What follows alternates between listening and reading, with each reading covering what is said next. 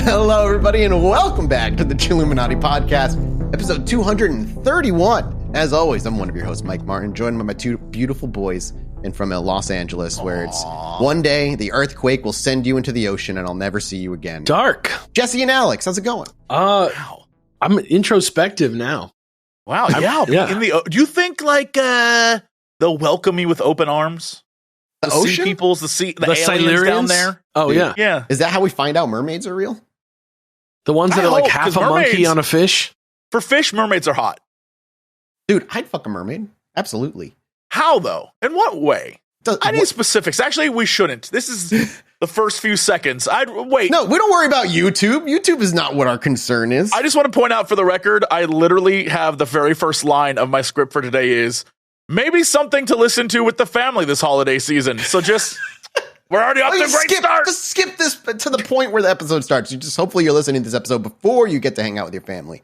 And speaking of hanging out with your family, head over to patreon.com/ChilluminatiPod, where you can hang out with your online parasocial family, Alex, Mathis, and Jesse, who you don't know, but it feels like you do. And if you want to keep us going, if you want to keep this train chugging ahead through the winters, these sparse winters, head on over there, and in return, you get ad-free episodes. You get a mini-sode with every episode. What else? You get bespoke art. What else do you get? Faces on our mini-sode. That's right. You get a video version. God. You get rotten popcorn episodes. If you're on the highest tier, you get the t-shirts whenever we launch a t-shirt, which a new one is already in the works. Also, go buy our coins because they sold out. So go buy more. We're getting a second run. Yep. Ad-free episodes, you name it. There's all kinds of shit in there. There's all kinds of good shit. And you know what? I'll even change the $10,000 tier temporarily. If you get it after this episode, the three of us will be your Christmas uncles. Yeah. And I will write you a postcard. I'll go buy a postcard at the local store. Ooh. And I will write you as your uncle. And have a great, or whatever holiday you're celebrating. It doesn't have to be Christmas. I'll write it like I'm a 18th century landowner. Ooh, okay. I'll be like, the winters here in Cox Farms are so chilly without your presence, my dear. The war of northern aggression continues as they march south to Dixie. Well, where are you? So you're a Confederate, or is that what's happening, Jesse? Look, I figured 18th century landowner. Well, actually, that'd be 19th century, so Yeah. whatever. 18th century was just, they weren't even ashamed. Here's a question. Is it against Patreon TOS to be like, if you join that $10,000 tier, we'll send you a $5,000 gift? No, we can do whatever we want. That is so goofy and amazing. Although it may be against Patreon. Just a heads up. Just a heads up. If it is, nobody should do this. But if it isn't, game on. We'll buy you the most sick, twisted, occult nightmare you've ever seen. It's just me showing up and with a doll. It's Mathis dressed like the Jersey Devil, and he has like a taser. Patreon.com/ChilluminatiPod. That may or may not be real. Check it out. It's a great website, and it keeps the lights on. We'll leave the light on for you. That's we legally can't say. Yeah, because you leave the light on for us. We will, if you are afraid of the dark, we will consider leaving the light on for you. There you go. That works. That's nice. Sweet. This is exciting. It's a treat day. Everybody loves days like today because Christmas is almost here. The holidays are in full swing. And our gift to you is a Jesse episode. Gentlemen, audience listening at home, I figured today I would do something light and fun. Maybe something to listen to with the family this holiday season. So today we're starting with forest gods, death, ghosts. How do all these crazy things end up being associated with December, the holidays, and Christmas? Well, my dear friends, that is what today's episode is about. Because I wanted to take us to a place that I love in the world of mythologies and cryptids and paranormal. The what's really going on here vibe. Where, when you think about people walking on the ice in the north and they're told there's a monster under there that's going to pull you under. What was the real moral here? And so for this special holiday, I want to talk to you about modern Christmas and how we got to where we're at. Because in its modern form, Christmas is certainly held to be kind of the religious holiday celebration of Jesus's birth, that kind of thing. But it's also just a day of, hanging out in the secular world as like celebration and pajamas, really big coffee mugs. Podcasts about it, that kind of thing. Things that smell like a Yule log in my pants. What? Exactly. Christmas. And, for the religious part of it, I mean, it literally is named Mass on Christ's Day. So, like, it's not too hard to figure the whole thing out. Editorial note here. Just want to put this out there. Well, every year, there are plenty of folks who are like, it's time to put the Christ back in Christmas. The message of Christmas, as far as I'm concerned, is one that I think Jesus would support of like, yo, be good to each other and treat each other well and like hang out with your family and like give a gift to someone, like that kind of thing. Just put it out there. Is there a version of the Bible where all of Jesus's quotes have like kind of like casual slang added to them? Dude, I hope so. Honestly, there's the King James edition, there's the Nazarene Council edition, then there's the Chilluminati edition. Yeah, there's the Cheech and Chong edition. Yeah, it's great. It's just everyone's way more chill in this version of the Bible. Yeah, all the same shit happens, but everybody's just like, whoa, all right. That's fucking trippy, cool. Dude. Cool. Yeah. Just feel like if we could focus a lot more on that part of Jesus rather than I'm not religious at all and I celebrate Christmas. My whole family's not religious, but we celebrate Christmas because it's about hanging out with each other and spending time and enjoying everything. Yeah, it's about love and just general kindness. It's about bringing an actual living tree into the middle of your house and staring at it and covering it with lights. Do you boys do real tree or fake tree? I've done both, honestly. All right, what about nowadays? Do you have a tree in your apartment / house nowadays? It's got to be fake for the Alpal. My house is way too small for a real tree. Yeah, I have a little baby. Tiny ass little baby tree that can fit like 6 ornaments on it max. I invested in like a pretty nice fake tree a few years ago. I don't regret it at all. I don't regret having to mop or sweep up pine needles every week. Do you feel like a good Christian when you have a Christmas tree in your house? Does it feel Christian? Not with the decorations I put on it. Oof, I didn't know that's where we're going. You know what? We'll get to that all. I'm very excited about this episode because it's a fun one. So, if the day of Christmas is at its core about the birth of sweet little 8-pound, 4-ounce baby Jesus, why? Or was it 4-pound, 8-ounce? Yeah, go watch. How do you go figure that out? They hook them up to like a meat hook and see how many buckets lifted up to see how much baby Jesus weighed? Like, how do you figure that out? I was going off the joke from Talladega Nights, but like whatever works for you. I've seen that movie one time when it released. I don't remember anything about it. That's what I was going off of. I don't think anyone actually knows anything about baby Jesus, but we'll get to that. A meat hook. So if it's about a sweet little baby, why does it have so many crazy themes baked into the holiday? Well, because Christmas is complicated. Very complicated.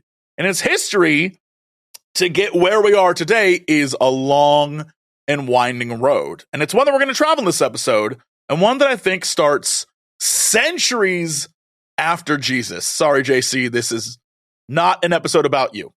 This is an episode about to real Christmas. Ones out there. Pour one out for Jesus. Yeah. Sorry, JC. Even though this is about Christmas, it's not about you. That's Easter, though. This is his birthday. He lived on Christmas. Still not about you, bitch. We'll see, buddy. Jesus ain't a narcissist. He doesn't care. Okay. And that's absolutely what's crazy about that. And I know you're joking, but that's kind of true. The fact that birthdays as a whole weren't the focus of life in Christianity or Judaism. As far as early Christians were concerned, and we're talking like 1700, 1800 years back, we're talking like 2,000 years ago, celebrating being born was wacky. They thought it was weird and 100% pagan stuff. Like, there's no reason to celebrate someone being born. There's absolutely in the Bible no hint of people just randomly celebrating birthdays, and there's not really they aren't talking about it. Self-importance at all, right? Like, you don't really care. Like, you don't matter. You're part of like a plan, right? Like that's the whole. I pity every baby born. According to the book Lore of Birthdays, the original concept of celebrating someone's birth, its roots were in witchcraft. The idea that on the day of your birth, all the well wishes and greetings gave you like some kind of power, and the concept of birthday cakes and candles and all that stuff, it's all magic. It's like ancient magic. In ancient Greece, candles on cakes were used to celebrate Artemis, the goddess of moon and hunt, of wild animals and childbirth, right? Even up to the point where, if I may just interject history-wise, we're even talking like 1800s in the U.S., there was still a lot of ritual magic that people were doing, even in the name of Jesus. It was all very built in. In fact, back when, who's the Mormon guy? The guy who created Mormonism? Joseph Smith. Joseph Smith. Very much involved. If you do a lot of deep digging on him and like learn about his family and his history and what he was doing and who he was working with before the Mormonism thing, there's a lot of like folk magic that lingered and still kind of does. Like it didn't go away. And I'm assuming that's kind of the topic of what we're getting into. Well, in ancient Egypt, they loved studying the stars, positions of stars, which gods were associated with which days and which stars, and all of it lined up to your birth. And basically what they would do is, based on the position of stars and what god was there, they would create your life path on your birthday. And so your destiny was linked. So it's like astrology. To your birth. Yeah, basically ancient Egyptian astrology. And they took birthdays very seriously. And it wasn't really a part of monotheism early on. Polytheists loved birthdays, celebrated them like crazy. There's all these different gods and all these different things. And in monotheism, in early Christianity, they were like, we don't want that as part of our religion. The whole point is that we don't even care about when you're born. For hundreds of years, people celebrated Jesus, right? But it wasn't a birth kind of thing. That's just something that happens to everyone, right? That's the concept of like everyone's born. It's like, why is it important? What's crazy is that kind of means that, at least in this regard, Jehovah's Witnesses are much closer to original Christianity in their practices than modern day, because they don't celebrate birthdays. They don't think it's important at all. They don't really recognize the holiday stuff. It's interesting. It's just, even though there's very much a cult-like mentality with, I think it's like only 143,000 slots in heaven or whatever it is. So yeah, but it's interesting that like that aspect actually is closer to original Christianity than. Do you think of birthdays as a Christian thing? No, but I think the idea of celebrating Jesus's birthday. I guess Jesus's birthday, yeah. Right, is like the focus of this. But I don't think I think birthdays, celebrations in general are popularized now because just depending on what you're at in life, where you're at, it's a celebration of like, I love my kid and I want them to, I think it's more of that than, a religious thing or a social thing. It's just like, it's fun to do. In fact, early Christianity, for a long time had their own kind of birthday. It was one of those like, you may celebrate birthdays, but our birthdays are cooler. Basically, they were like, everyone is born. That's lame. But martyrdom, that's special, and that's your real and true birthday. And they would be honored to have a birthday a la Jesus. So dying for your beliefs, way cooler than just being born and getting well wishes. That's so metal. You got to earn those wishes. In high school for me, around the time of like Columbine and all that stuff too, martyrdom was like a big topic in my school, and about like how proud they were of the people who died. Because remember, I know it's not true anymore, but at the time there was that story of like, I think the Columbine shooters asking if they believe in God. And if she said, yes, they shot them. They killed them. Yeah. Which isn't actually really true, but that was huge in high school for me. That was like a lot of that talk, especially in religion class, was focused on how like amazing these people were and how God would reward them and all this stuff. Like it's still very big. You're probably wondering at this point, okay, so if they aren't celebrating birthdays, how 2,000 years later, in December of 2023, are we celebrating the birth of Jesus by gifting presents under a tree visited by a man with flying reindeer, right? Like, how did we get there? So let's go back 2,000 years to Rome. And around this time of year, especially right now, they'd be celebrating what is called Saturnalia or Saturnali. Depends on which one you want to read, but it doesn't matter. Sounds like a kombucha. Yeah. Yeah. The festival was held in honor of the Roman god Saturn, who not only threw righteous parties, but got a planet named after him. Saturn is the god of time, wealth, agriculture, liberation, generation, and his mythological reign was considered the golden age for all. And his festival, Saturnalia, was a celebration of all that. And more importantly, it was a beloved Roman holiday.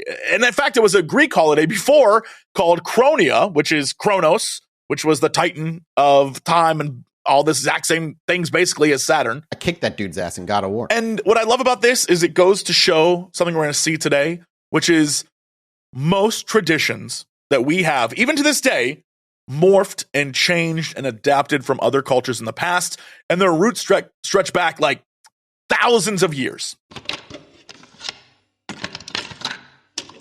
Thank you so much to ButcherBox for sponsoring today's episode. ButcherBox has all you need for a tasty, stress-free holiday season with high-quality protein delivered directly to your door. And yeah, holiday season, that doesn't end. That doesn't end after Christmas, man. It ends only after New Year's. You heard me. You got it. Listen, New Year's is just as important. Having delicious meat in your mouth on New Year's Eve after you've had a little to drink is one of the best feelings in the world. Trust me, ask your mom. With ButcherBox, you're getting a plethora of benefits, including peace of mind. You know when you're getting ButcherBox that you're getting fine, high-quality meat and seafood that you can trust, like 100% grass-fed beef, free-range organic chicken, pork-raised crate-free, and wild-caught seafood, all humanely raised with no antibiotics or added hormones. It's also my favorite benefit, just the convenience of ButcherBox. It's delivered right to your doorstep, free shipping always, and curated to customized box plan so you can just completely choose and mix and match and get the stuff you want. You're not locked down into anything. Most importantly, though, for most people, I imagine, it, like myself, other than the convenience because I'm lazy, is the incredible value that ButcherBox brings. A variety of high-quality cuts at an amazing value, exclusive membership deals, recipe inspiration, guides, tips, and hacks. ButcherBox has it all. They're just trying to take care of you, baby. Let them. And right now, they got one of the best deals of the year happening where you can choose which steak you're getting free for an entire year. The holidays ain't over. They're not over yet, and you still got time to treat somebody else or treat yourself. That's what I do. Sign up today at butcherbox.com/chill and use code CHILL to choose your free steak for a year and get $20 off. That's butcherbox.com/chill and use code CHILL for this special. Thank you so much to ButcherBox for sponsoring today's episode. Real quick, just some like basics of Saturnalia. First off, it was a very, very popular holiday. For the most part, Romans had plenty of gods and plenty of days and plenty of ways to commemorate them, but they didn't happen every year. It would be kind of like, if we're feeling it, we're going to do it. But Saturnalia happened every year. And it was just absolutely like raunchless. It was just absolutely debaucherous, or what? Well, so it was big. It depending on the emperor, it would be anywhere between 5 to 7 days. Sometimes it was 2, but it'd be oh my god, pretty big. And the festival focused on the winter solstice, the darkening of the days. It would start around the 17th, and then on average end on the 23rd. Sure, it was a public holiday, and it was one for families to celebrate as well. But really, it was like a private thing. You in the home. You would, prepare this private celebration. You would give gifts. And there's straight up records of gift giving. And I wanted to include this because it's amazing to me. But just as an example, they give wooden trinkets or exotic animals. Or, again, because slavery was definitely a thing in ancient Rome, they'd gift people. And to prove that nothing changes, and I absolutely love this, I needed to include this. There's a translated book called Catullus, the Poems. And in that, it's just a bunch of poems from this dude, Catullus. And in it, he has one called What a Book, where his friend Calvus gives him a book for Saturnalia, and he hates the author. And his response to getting the book is, if I didn't love you more than my eyes, most delightful Calvus, I dislike you for this gift. He then says, you won't get away with this crime. When it's light enough, I'll run to the copyist bookstalls. I'll acquire books from writers you hate and repay you for this suffering. Dude, I love it. Humans haven't changed. Did Benjamin Franklin write this? Yeah. Maybe it's the translated version of like the ancient Roman dude. So maybe. He's just like, you're lucky I love you, you shithead. And I'm going to get you something so much worse. So just like, wait. It's great. It's such a human reaction. It's like the vibe of those two guys from Love Actually. And then Saturnalia also had a really wacky bit to it. And this, I think, is what you're going to talk about, like the debaucherous stuff, Alex. Yeah. Where it was, at first, like the first big thing is no togas. Get rid of the togas. Instead, we're wearing the most colorful, wacky outfits we can find. Basically, ancient Roman ugly sweaters. Then, like they just dress like garish? Yeah, on purpose. That's great.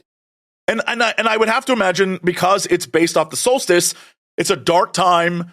the sun's going down earlier. It's getting colder. Crops, it's harder to get those crops, right? They're just acting out because they need a little release. And so it's like, all right, togas, get them out of here. Let's get wacky. Meanwhile, things like role reversal would happen.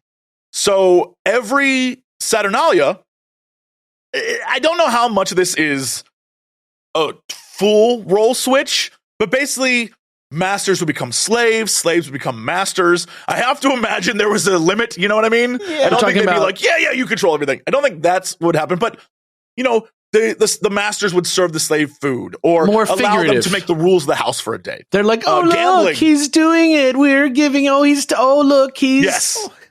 Yeah. Like they're not actually giving kind of feel to it when you they're think not about actually it, giving control, right? It's just like, what's the movie? The Disney movie, right? It's silly. It's Opposite Day. Yeah. Hunchback of Notre Dame. Exactly. It has that same vibe. In fact, they would pick a ruler for the festival. And it would be in the home or in the city or whatever. They'd pick a ruler, very similar to that like King of Fools bit. And what it would be a child or, the woman would be in charge. Crazy. Or a slave would be in charge. Dude. Right. Yeah. You can't trust something with boobies. Then what they do is they gift each other these basically early holiday cards with various quotes and sayings on them as part of the ritual. And then what would happen is the person who was in charge, they basically said that they were a micro emperor. And unlike real Rome, which was there was an emperor ruling over the order, there was an emperor ruling over the chaos, which is why it was always topsy-turvy day, right? It's that kind of thing. So it's like Satan. I guess maybe if you want to make it biblical, but it was none of that. It was just like them acknowledging that their lives are so regulated by the Roman Empire that for this time period, let's get crazy and forget about all that. And we instead will be regulated by like the 5-year-old, like that kind of vibe. Yeah. There was still order. The emperor was still like, don't mess this up. I'll kill some people. But in that moment, they got to have some fun. In order to really kind of understand what they were going for, it's just this thing that is I think for us, right? When we think about winter, it's colder. We got to put on a coat. It's going to get dark early, but really our lives don't change that much. For most people up until I would say the 1900s, winter was rough. One of the hardest things to live through. People died in the cold all the time. There wasn't enough food. So the way to understand this is an emotional release. These people are like... That still happens out here in Texas, though. Like, you telling me that's supposed to be not a thing anymore? Wait a minute. Hundreds of people died last year. Yeah, it shouldn't happen in a society where we can make it not happen. But for these people, even if they wanted to, they couldn't prevent it, right? Which is why for most of history, most people in big civilizations lived in places where it was warm most of the time. Because the more north or south you went, the colder it would get, and the more it would mess you up. Anyway, from the 2nd century AD to the 4th century AD, Rome did its Rome thing and went around conquering the known world, or at least trying to. And this one's for the gamers. Rome was like World of Warcraft, in that it is at its best when it's taking things others had done and making it a part of its own empire. Warcraft is like that with game mechanics. Well, they'll just borrow them, air quotes, from other MMOs. Rome was the same thing with everything from daily worship to like society to construction to they would just went around and like, that's a good idea. We'll use that. And they made it better somehow. That's like what they did. Yeah, there's nothing wrong with that. I think that's important. It's like nothing wrong with not reinventing like the wheel. It's okay to take the wheel and be like, the wheel's great. Let's just like shine up the wheel a bit and do that. Yeah. And where would you say we are if in the state of World of Warcraft today? Where would you say we are in the history of Rome? I mean, just out I of would curiosity. say we're definitely post-Byzantine. Like Constantinople is already built. We're wrapping it up. You think? I think, yeah. I mean, the music's playing and Jeff Keighley's looking right at your eyeballs. Looking like he's going to time to get off the stage. Yeah, I don't know how close we are to like the last dudes riding horses versus tanks, but like I feel fair. It'll eventually happen. So this explains again why Roman gods are similar to Greek gods, right? They're just renamed, or how ancient Egyptian ideas ended up being things in Roman life that they really fixated on. we've talked about this before on this podcast, and I think we should always say it because it's so fascinating. Ancient Rome for us was 2,000 years ago. Ancient Egypt for them was 2,000 years ago. You know what I mean? Like to them, ancient Egypt was their ancient thing. They were like, whoa, those guys were crazy. Far enough away to be unimaginably different, right? Like, yeah, your brain can't wrap your mind around it. The exact same thing. If they had ancient TikTok in Rome, they would be having videos like, how often do Roman men think of ancient Egypt? It would be that vibe. Yo, I went to 1425 AD and all the Romans were gone. Every single Roman was gone. I went into a baseball stadium and there were no Romans in there. The Colosseum was empty. So in the 2nd century AD, Christianity still a thing. 200 years after Jesus, it's not a huge thing, but it's a thing. And there's multiple little groups popping up all over the place. And the Romans saw some merit to it. They were like, okay, all right. All right, Jesus. And it was during this time that a dude named Sextus Julius Africanus. Yes! What a fucking great name. I Yes! love that name. Say that one more time. Man who Say that name one I'm time. going to the state house tomorrow, and I'm going. You have to change your name to Sextus Julius Africanus, and I'm going to see if I can remember it. So I'm not writing it down, and I'll let you know what my name is next week. Sextus Julius is my nephew's. Sextus my Julius new Africanus. nephew with the vampire teeth. That's what he's going to be named.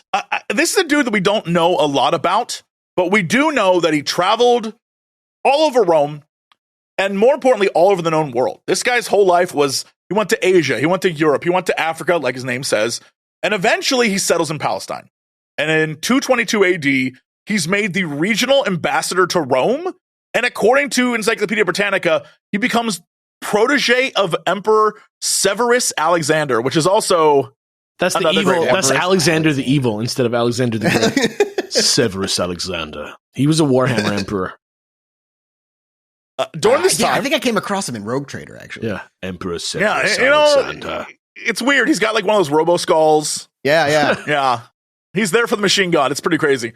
During this time in Palestine, he was just like living his life, talking to the people. And at some point, I don't know when this was, I don't know what sparked this, but he decided to set about creating the Chronographiae, which is a 5-volume text on all the sacred, all the profane, the entire history from creation to the modern day, including everything the Romans picked up along the way.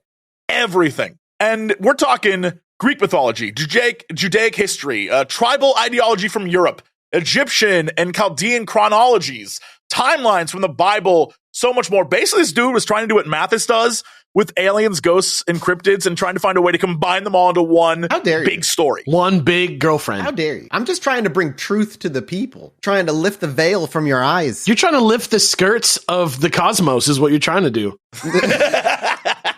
And this dude is the first person, as far as we're aware, who gave Jesus a birthday. Again, because he wasn't Christian, he was just like a normal Roman dude. So birthdays are like a thing for him. And he said, going through it all, that a good day for this was the 25th of December. As you know, as we said, Saturnalia went from the 17th of December to roughly the 23rd, sometimes longer. But on the 25th, after all that was over, they celebrated a festival called Dies Solis Invicti Nati, or Day of the Birth of the Unconquered Sun, which basically is a celebration that, like, we made it through the darkest days of winter. It's going to get better now. That's what it was. Whoa. And what's great about this, which I'm sure Sextus Julius Africanus thought about, was like, it's super fitting if you're a Christian and you're celebrating Jesus' birthday. He probably thought, like, this is a great place to put it for people who are Christian. And so he marked it down the 25th because he's like, rebirth of the sun, birth of the sun, checks out. And so that's what he did. Obviously, there's many questions about whether that's could even possibly remotely be accurate, but like, to this dude, it doesn't matter. The big problem for Christians at the time was them recording Jesus' birthday. They were like, nah, what are you talking? Like, first, this seems like some sort of appropriation association of a pagan holiday with our Christian moment, and we don't want that. Like, this is a huge moment for us. It's a big part of the Bible, and y'all are just like, It's on the 25th, and it's very similar to Saturnalia. And so they were not pleased with that. It just fits, man. It just fits. Basically the same shit. Ambassador should just be named Michael Scott, man. He's just writing his own fucking shit. This is he made his own stuff. Michael Scarn script. Again, Sextus, not a Christian, just like a Roman dude living in Palestine at the time. Yeah, exactly. He's just a dude. And for the record, I think most scholars assume Jesus must have been born in the spring because of shepherds and sheep, which wouldn't be around in winter. You know what I mean? Yeah. So I think that's what they assume, but does it matter? Not really at the end of the day. No. However, it wasn't until the 4th century AD that Emperor Constantine, the first emperor who just openly declared his support for Christianity, really pushed the idea forward. It was this guy that was like, okay, we're going to be a Roman Christian empire. The funny part is, and I absolutely love this because just listen to this. This is so good. No one really knows what his motives were for all of this. There are many, many opinions about what he was really trying to do. Was he really a believer? Right? Because at this time, again, Christianity not huge. He made it huge. He spent so much money making it huge, but not really huge. And this story is, again, just so many good stories in history. I love this. He wasn't baptized until right before his death on his deathbed. And according to one of the stories, which is actually great, I love this. People are like, why did he get baptized right then? Why wait? And he said, if he waited to the last moment, he can't tarnish his freshly baptized soul. So he's definitely getting into heaven. Dude found a loophole. Dude is a genius, bro. Holy shit.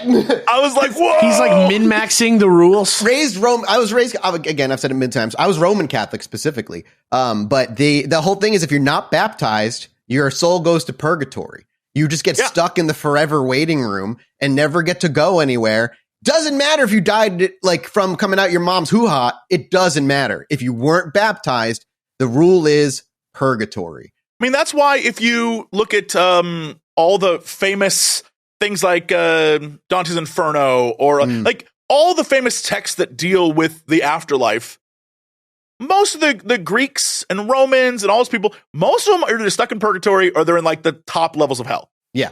And they had no say in it. It's just them's the rules, dummy. That's just the rules, you idiot. Yeah. It's fascinating. But for the Romans at the time of Constantine, I guess, they were starting to convert. Was it forced? Was it not? Who knows? At this point, who cares? But eventually Constantine was, putting out all the positive Christian vibes. He's like, we're going to change this and do this and fix this and take it to the world. But it was troubling because, like I said, Christianity wasn't a big organized thing at this time. It was straight up just multiple little tiny groups of people worshiping in their own ways. Very similar to, I would imagine, the United States. There's a lot of variations on the idea, and even more so during this time. And, he was trying to figure out, all right, what do I do with this? Because I can't say we're all Christian and try to make people Christian. They're going to be like, well, what does that mean? How do we celebrate? When do we celebrate? What do we celebrate? It's just a PR disaster is what this all is. Yeah, it's just not much thought went into it, but I imagine when you're emperor, not many people are like, excuse me, sir, should we work this out before you just declare throw you out the fucking window? Yeah. Fool-ass Christian? Yeah. Yeah. And so he's totally overwhelmed by the whole thing, and that's why he creates and summons the First Council of Nicaea to work through the doctrine of what the entire Roman Empire's Christian, Catholic, whatever ideology is going to be, and figure it out. The next thing, and this wasn't the big one that sort of codified everything. This was just, we need to get on the same page. Yeah. And so the next thing he did was suppress all the other religions. He's like, we can't have this new thing if people are still on the old thing. This involved everything from changing coins to changing buildings to tearing down buildings. He was not a fan of it, but there was a lot of pushback, so he couldn't completely do everything he wanted.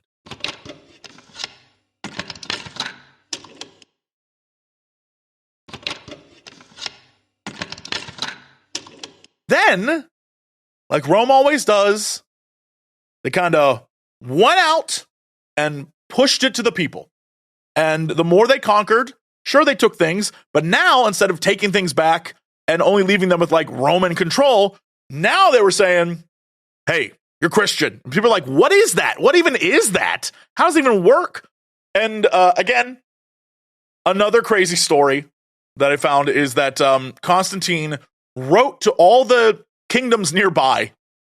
And one of them was the Sassanian peoples. Short, that's how you say that. Is that the Assassin's Creed folks? The Assassin's Creed peoples? Brotherhood.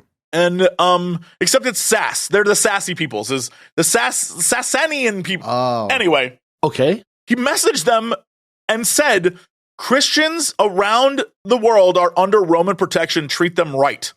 And so this dude, Shapur II, the leader of one of these groups, literally just made the decree to arrest the chief of the Christians that live there, keep him in prison until he agrees to pay a ton of tax. Basically, he's like, yeah, no, we'll protect them, but they owe us a lot of money. And then, I mean, you're Rome. Everyone around you is like, we hate Rome. And so he's like, the man just made it more complicated. It just made it way worse. What the hell? But it spread. It's cause of Constantine that it's spread. And for the long road ahead of many, many hundreds of years, you know, it was a thing that Rome tried to do. And then we go back and forth and they change stuff up. But it was, at this point, it was what many people consider to be the biggest change in Western society. Where up until this point, most of Western society was like, we have like 50 gods and they're doing all this stuff. And then this dude comes in and says, because I'm in charge, I'm changing it to monotheism, deal with it. And that became sort of the big change in the future of what the world would become, at least in the West. For our purposes, however, the close proximity of Jesus's Roman chosen birthday to Saturnalia and Constantine's big push and funding of Christians' beliefs and churches, etc. in Rome, it's why these two holidays slowly merged together, and the idea of merrymaking and celebration and gift giving and feasts were combined with the birth of Jesus. And I actually think, again, the synergy is pretty good. It fits together because the Magi show up in the story with gifts for Jesus. And so it feels like one of those things where probably Sextus is sitting back like, I did a good job. You know what I mean? It's just literally like when a producer comes into your project who's got like totally different goals than you and they just want to get their hands on it. And they, you know, they're more invested in the short term than the long term on it. And they make a bunch of changes.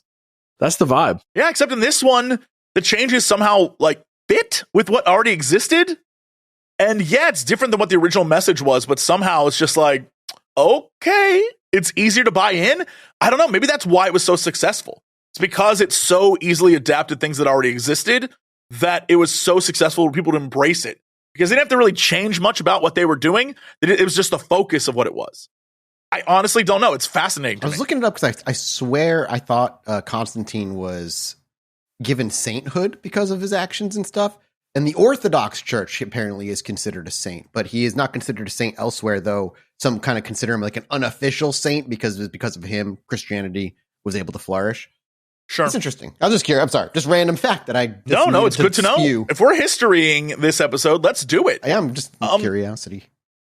But, you know, the next few hundred years, it was kind of back and forth, this and that. It wasn't until the 9th century that it was even considered a major holiday like Easter or Good Friday. Again, like I said, this was about birth, and most Christians only cared about the martyrdom and the death and resurrection. So it wasn't like a big thing for people, despite the fact that everyone celebrated it. It would be kind of like when you think about holidays we celebrate now.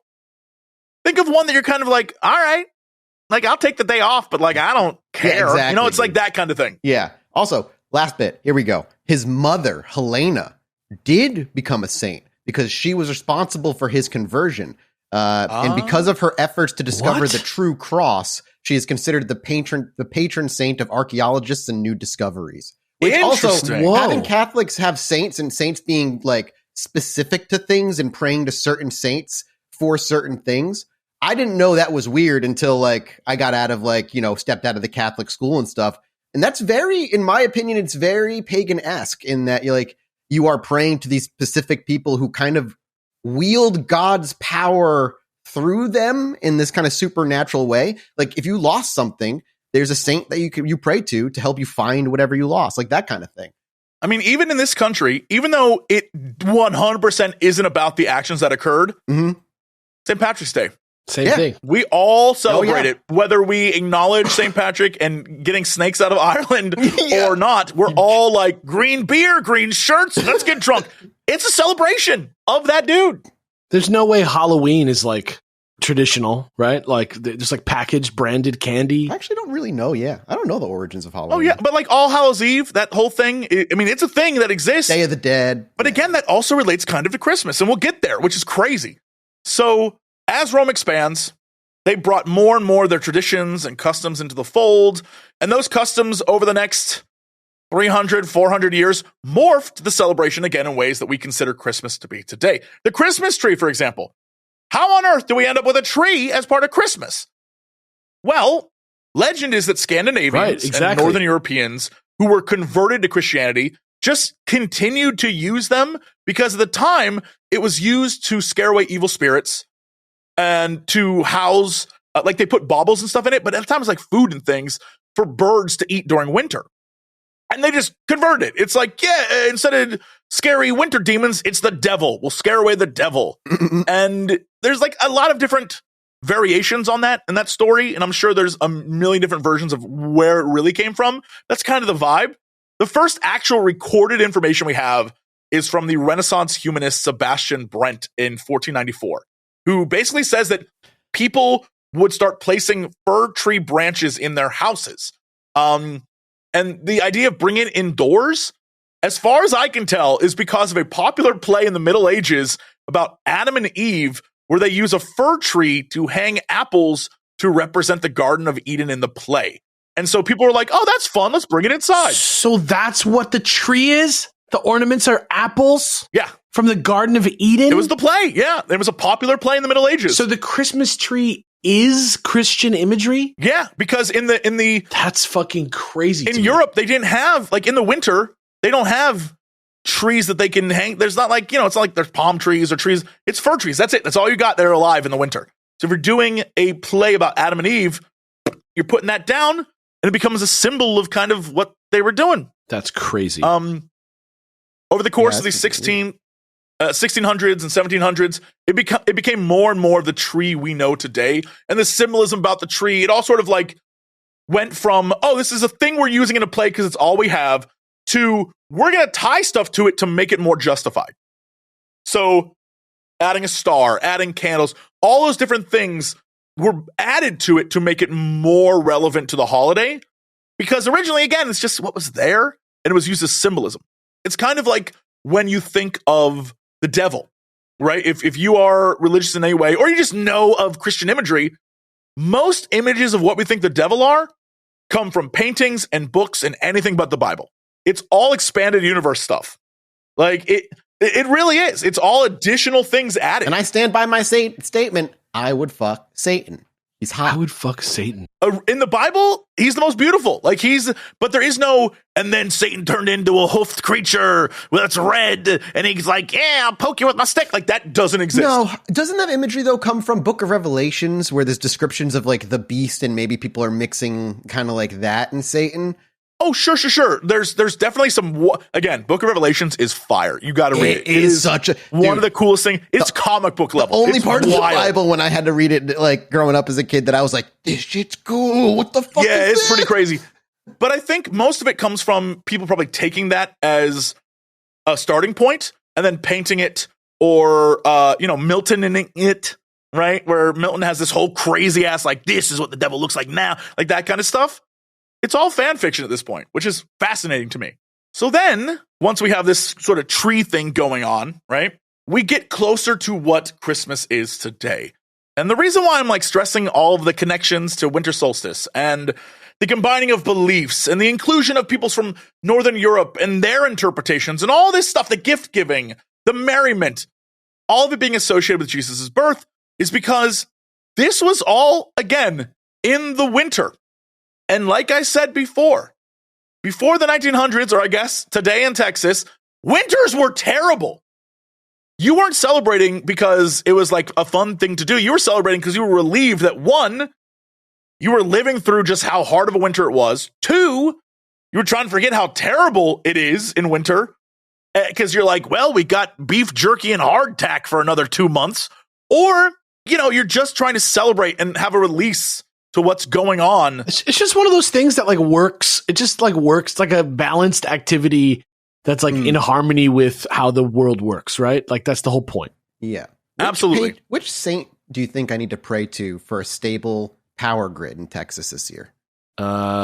Is there a saint of electricity? I don't. If there was, I was never taught about him. Maybe there is. Saint of lightning? I don't know. Barry Allen. Saint Barry Allen. So again, if you lived in winters, it was rough.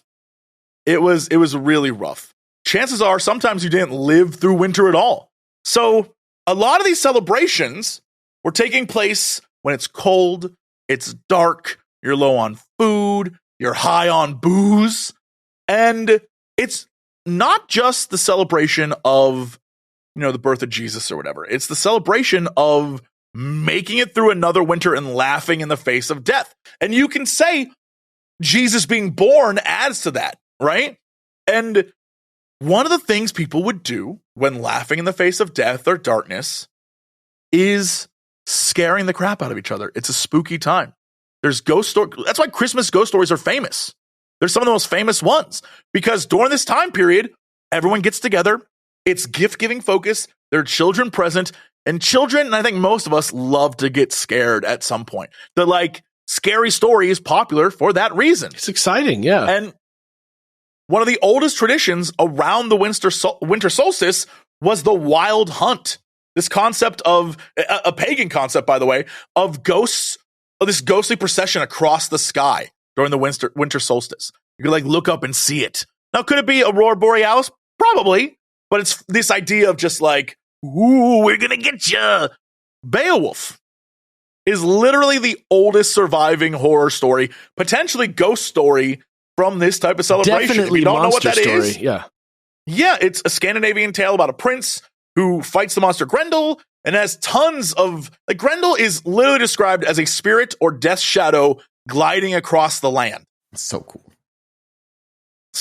According to the Open University, in 1611, Shakespeare wrote The Winter's Tale, which includes the line, "A sad tale's best for winter. I have one of sprites and goblins."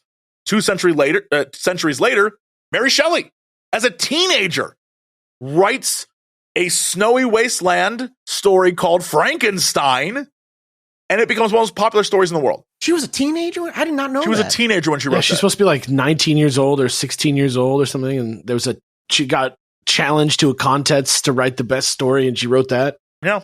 I don't know how real that is, but that's the deal, right? Yeah, I guess she wrote it. The thing is, she wrote it in the summer in Switzerland. But the fact that she used the winter as the scary, because again, winters are terrifying. Yeah, they suck. Up until, recently. We have it pretty damn good considering. I don't know, man. Seasonal depression is pretty rough to deal with. Whoa, wait till we get there, my friend. I've included it. In Victorian England, they specialized in talking about this modern, jolly, fun holiday and then taking all the old stories and combining them with that because they love the idea of behind every happy moment, there's something lurking and waiting to get you. Not because they believed it was going to get you, because it was Victorian times. They just liked to get scared from crazy stuff. So they would take things like Christmas and add a scary element to it because it's one of the happiest holidays. Everyone's like, Merry Christmas. I'm going to go get a latte. And they're like, no, but that latte is a ghost. They loved that stuff. I don't know, man. Victorian times are dangerous too. You could scrape yourself on a nail and that could just be it for you. Again, you're absolutely correct. Yeah. I think we just take a lot for granted that the last couple of generations of humanity have had, at least here in the West, let's be very clear on this, have had it pretty easy considering where we came from. Specifically when, in 1947 when a UFO crashed and things got really good for us, but that's a different conversation. Well, of course. In the Victorian period, this was the time when A Christmas Carol was published. A story that has a happy ending and a wonderful message, but is literally about ghosts and ghouls and time travel and death and all sorts of stuff. It's a sick story. I love it. It's a pretty good story. This adaptive style of combining the celebratory, right? All these things that we've taken from history and combined with it. Over the last couple hundred years, the scary stuff has been brought into that because as we become more modern as a society, we've had to be less and less genuinely afraid. And now we can have time to just be afraid for the fact that it's fun to be afraid sometimes. Like human nature, we like getting scared sometimes. And that scary aspect of Christmas mixed with the ancient, not just religious, but also like communal aspects of Christmas, it's what makes it such an interesting holiday. It's both joyous and religious and stressful. And now it's taxing and expensive, right? But also we have this acknowledgement as a species that we're still kind of hardwired to be depressed and a little overwhelmed by the cold and the darkness and the lifelessness around us. And just winter sucks. And that's why there is such a thing as seasonal depression. It exists because it's built into who we are as people. We are just like, I need to hibernate. There was a time period where people would get in the house and just stay in the house. It sounds so appealing. Because outside they would freeze to death. What are you going to do? Like, I mean, if you're out like in the north of anywhere above like whatever parallel it is, like what are you literally supposed to do? Like how could you literally remain productive? Like, that's what I tell people when they ask why I never leave the house. I'm just trying to connect to my ancestors. Well, it's just more like it makes so much sense why, like, in modern times when nothing ever stops, that like the holidays are associated with like depression and not wanting to do things and being burnt out and just hating life. And I think it's because of that, because you don't get to sit by the fire and eat your sausages that you made all year. Yeah, you're just doing what you did in the summer, but cold now. Yeah, exactly. You know what I mean? Like, you're just like, cool, all right. And it wears you down. I think Alex is right that for a long period of time, if you were a farmer, life would shut down for you. You'd eat the food that you made 2 months ago and put in like salt, and then you'd sit inside and drink for 3 or 4 months, and you'd be like, all right, back to work in the spring. That's what we did. We shut down as a society because it was just easier. Yeah. I mean, we've talked about it before, but we as humans live completely counterintuitively to how we are built to live. Like, we're not supposed to have a 9 to 5 and sleep at night. We're supposed to nap through the day. And we humans did a lot Sounds like some sort of indictment of capitalism. Oh, no, I would never. Please, sorry, Jesse, didn't mean to interrupt. Continue. But I think that no matter what it is you celebrate about Christmas, be it the day or the religious aspects of it, or just the fun of the red and green and all that stuff, it all comes from this long history of humanity where starting back at our, like, we're in the forest, our pagan roots, all the way through to today, 2,000 years of history has led us to what Christmas is. It's both happy and fun. It's both like spooky and weird. It's both this thing that is religious and also not. And it's one of those things where, as we acknowledge all of that, you can take time to understand and see why it's so widely celebrated. Even by people who are not invested in any way in Jesus at all, it's a fun thing to celebrate. And it's because of the way it's weaved through culture and all the things we put together to make it one of the biggest holidays of the year. It's a whole month of things. And during this month, there's also other major holidays occurring. But for much of the world, it's still the thing people put up everywhere and celebrate and show off because it's fun and it's ingrained into all of society because of all the things in history that made it a part of it. And I love that is kind of the story of one specific holiday. And it's fascinating that it is what it is because of 2,000 years of change and adaptation and adjustment to make it what it is now. And who knows? In 2,000 years, it may not even be a thing. The fun of it, too, is how rigid it does feel now. Like how traditional and unchanging and ancient of a holiday Christmas feels like. You know what I mean? Like, at least when I've been alive, like for a couple decades, like Christmas hasn't changed that much in terms of how it's celebrated. But it has, of course, like in ways that you can track even. But like, I don't know, like it's interesting to me that we ascribe like the magic of Christmas or the power of something like Christmas is like that there is this meme of this day that's powerful that everybody cares about that's on this day. And even though it doesn't exactly keep the same meaning at all times, there's something about this like one thing that all of life that, of our species is like decided is important for like certain reasons in certain parts of the world. And it seems to be almost like a natural thing we do.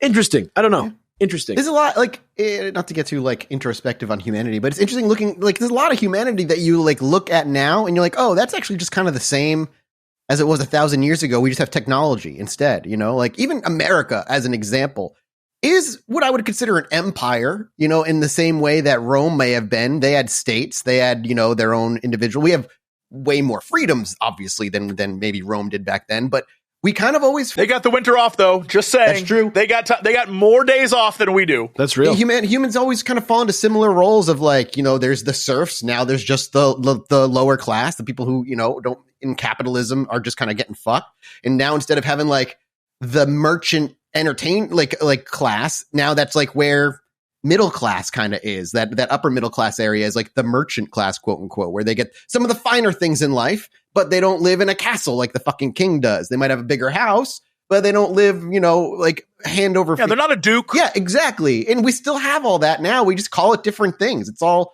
humanity just takes old things and just wraps them in new terms and tries to adapt with the modern day kind of tools at our disposal. Yeah. And it's interesting to see that, Alex was talking earlier about Halloween, right? Halloween from where it is to where it is now, it's so much more commercialized. But it's more fun than what it was. If we think about like what Halloween was originally, like much more serious. People throwing cabbages at each other. People like it's not a great holiday to start. And we made it more fun. And again, because we took the spooky bits, which is very similar to Christmas, but reverse. We took the spooky bits and said, well, how can we make spooky fun? And Christmas, they're like, how can we make fun spooky? And add sort of like a supernatural element to it. And they just flipped it, which I think is why people relate and love Nightmare Before Christmas. Yeah. Because it's both combined. Yes. And even to parts of the world, there's Krampus, man. And Krampus is fucking spooky as shit. Yeah. That's actually like low-key a pretty good movie, too. He's a scary dude who used to actually whack children, back in the day. It's scary. There's still horror there. Have you seen the movie Krampus? Yeah. Yes, I have. Yes, actually. And that was fun. Pretty straightforward little fun family Christmas movie that is just scary enough. And it's exactly what you're saying. Like the implied thing is like, if you don't like believe in the magic of Christmas, there's like a horror element to it. And it's that same sort of like fascination with something being scary about it, And a lot of that goes back to, things we've talked about on this podcast before with cryptids and stories of, various things, that it kind of is, at the end of the day, Christmas is, for as much as people are like, it's a religious holiday, it is also a secular get your kids to be good for a full year holiday. Yeah. The trick and gimmick is you won't get gifts if you aren't good. And it's the same thing. It's on the exact same level. It's like, if you walk out onto the ice, the monster will pull you under.